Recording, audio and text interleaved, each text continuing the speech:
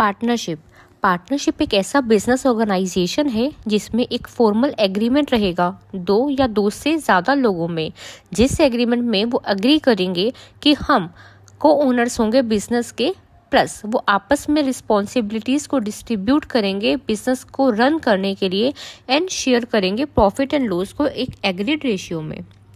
Features की बात करें तो पहला आता है एग्रीमेंट। तो पार्टनरशिप में दो या दो से ज़्यादा लोगों में एग्रीमेंट होगा तभी पार्टनरशिप फॉर्म होगी। शेयरिंग ऑफ प्रॉफिट मतलब जो भी प्रॉफिट फर्म अर्न करेगी वो एग्रीड रेशियो में शेयर करेगी। लॉफुल बिजनेस जो भी होगा वो लॉफुल होना चाहिए, लीगल होना चाहिए, इलीगल नहीं होना चाहिए। अनलिमिटेड लाइबिलिटी पार्टनर्स की लाइबिलिटी अनलिमिटेड रहेगी, मतलब अगर फर्म को फ्यूचर में कोई लॉस होता है या फर्म किसी से लोन लेती है और फर्म आगे जाकर इसको चुका नहीं पाती है तो पर्सनल एसेट जो होगी पार्टनर्स की उसको यूज़ किया जाएगा उस लोन को चुकाने के लिए या फिर उस लॉस को चुकाने के लिए। कॉन्टिन्यूटी अगर पार्टनर्स की डेथ हो जाती है या पार्टनर इंसॉल्वेंट हो जाता है या इंसेन हो जाता है, मतलब मेंटली डिसेबल हो जाता है, तो पार्टनरशिप डिसॉल्व हो जाएगी। इस केस में पहले वाला एग्रीमेंट बंद करके न्यू एग्रीमेंट लाया जाएगा।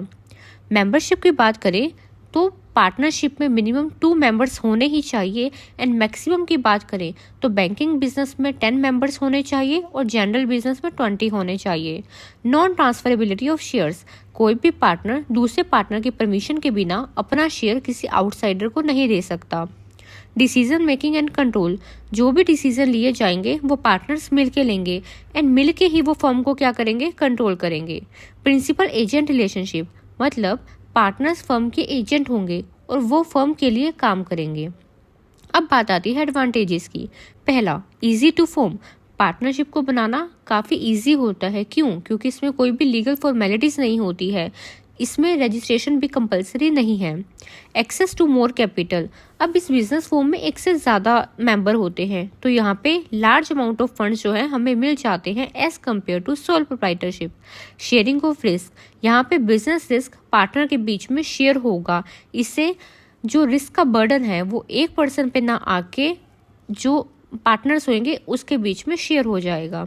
सीक्रेसीज मेंटेन पार्टनरशिप में जो अकाउंट्स होते हैं, रिपोर्ट्स होती है, ठीक है, डॉक्यूमेंट्स होते हैं, उसको सबमिट करवाना कंपलसरी नहीं होता है, जिससे कोई भी इंफॉर्मेशन बाहर डिस्क्लोज नहीं होगी। बैलेंस डिसीजन मेकिंग यहाँ पे बैलेंस डिसीजन मेकिंग होएगी क्योंकि डिसीजंस मिल के लिए जाएंगे। अब डिसएडवांटेजेस की बात करें तो पहला आता है अनलिमिटेड लाइबिलिटी, मतलब जो लाइबिलिटी रहेगी यहाँ पे पार्टनर्स की वो अनलिमिटेड रहेगी। जैसे कि हम पहले डिस्कस कर चुके हैं कि अगर फर्म कोई भी लोन लेती है मार्केट से और फर्म उसको चुका नहीं पाती है तो पार्टनर्स की पर्सनल एसेट्स को भी यूज़ किया जाएगा उस लोन के अमाउंट को चुकाने के लिए। फिर आता है लिमिटेड रिसोर्सेज, यहाँ पे पार्टनर्स की लिमिट होती है, मैक्सिमम लिमिट, जैसे कि 10 बैंकिंग में और 20 जनरल में, इससे हम ज़्यादा फंड्स रेज नहीं कर सकते हैं। इंस्टेबिलिटी पार्टनर्स के साथ कुछ भी मिस हैपनिंग होती है तो पार्टनरशिप डिसॉल्व हो सकती है। कॉन्फ्लिक्ट्स अमंग पार्टनर्स कई बार पार्टनर्स में किसी भी बात को लेकर कॉन्फ्लिक्ट्स हो जाते हैं एंड वो किसी कंसेंसस पे मतलब डिसीजन पे नहीं पहुंच पाते हैं। No legal status partnership firm का कोई लीगल स्टेटस नहीं होता है जैसे कि कंपनी का होता है। टाइप्स ऑफ पार्टनर्स पहला आता है एक्टिव पार्टनर। एक्टिव पार्टनर वो पार्टनर होता है जो बिजनेस में बहुत ही एक्टिवली पार्टिसिपेट करता है। ये पार्टनर जो है वो फर्म में कैपिटल कंट्रीब्यूट करेगा, ये मैनेजमेंट में भी पार्टिसिपेट करेगा, प्रॉफिट एंड लॉस में शेयर करेगा और इसकी लाइबिलिटी अनलिमिटेड रहेगी। दूसरा आता है स्लीपिंग पार्टनर और डोरमेंट पार्टनर। ये वो पार्टनर होगा जो कैपिटल तो कंट्रीब्यूट कर देगा बिजनेस में बट मैनेजमेंट में पार्टिसिपेट नहीं करेगा। क्यों? क्योंकि स्लीपिंग पार्टनर है। स्लीपिंग मतलब जो सोया हुआ है, राइट। इसका भी प्रॉफिट एंड लॉस में शेयर रहेगा और इसकी भी लाइबिलिटी अनलिमिटेड रहेगी। देन आता है सीक्रेट पार्टनर। सीक्रेट पार्टनर वो पार्टनर होता है जो कैपिटल दे देगा फर्म को, प्लस ये चाहता है कि इसका जो नाम है ना वो लोगों के सामने ना आए, ठीक है। तो ये पार्टनर जो होता है वो मैनेजमेंट में पार्टिसिपेट तो करता है बट सीक्रेटली।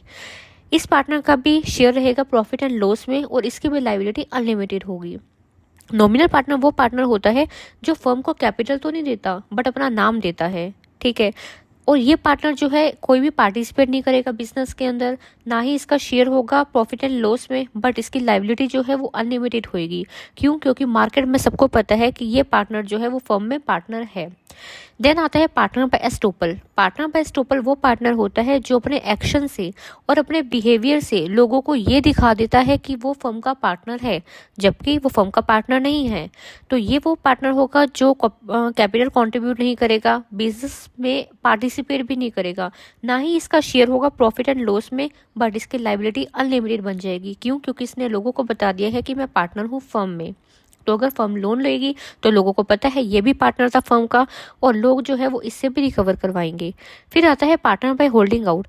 ये वो पार्टनर होता है, अगर सपोज फर्म में कोई पार्टनर है, उसने किसी पर्सन को बोल दिया कि ये तो हमारी फर्म का पार्टनर है, बट वो पर्सन डिनाई नहीं कर रहा, वो मना नहीं कर रहा कि मैं तो आपकी फर्म का पार्टनर हूँ ही नहीं, तो यही माना जाएगा कि वो पर्सन आपकी फर्म का पार्टनर है। ये जो होगा ये कंट्रीब्यूट नहीं करेगा कैपिटल बिजनेस में, ना ही पार्टिसिपेट करेगा मैनेजमेंट में, ना ही इसका प्रॉफिट एंड लॉस में शेयर होगा, बस इसकी जो लाइबिलिटी है वो अनलिमिटेड बन जाएगी।